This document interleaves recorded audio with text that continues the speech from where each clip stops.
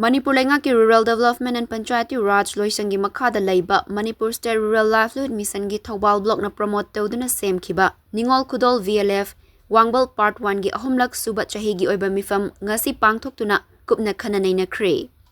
Ningol Khudol VLF ki Management Committee na sinduna Thoubal District ki Wangbal da laiba Multipurpose Community Hall da pangthokkiba chahi gi mifam aduda Ningol Khudol VLF ki President K Premasini Devi Block Mission Manager Laisram Surana Singh, MIS Manager Laisram Johnny Singh, Block Accountant Sakui Ahmad, Cluster Coordinator KSH Somerjit Singh, Livelihood Coordinator CH Niranjit Singh,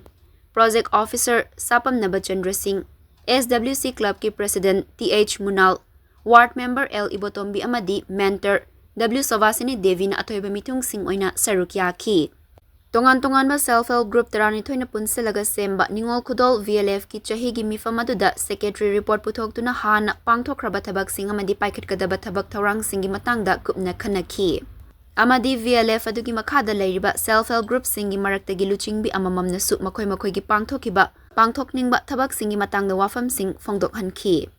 MSRLM gi makhada leiriba self-help group singi thabakta chawkhatlakpa amadi thabak tawraktaba singi matangda amadi self-help group sing VLF singna matawkramna khumang chawsin hangadagi haibagi matangda su ngasi gi thoiba mitung singna wafam kaya thamki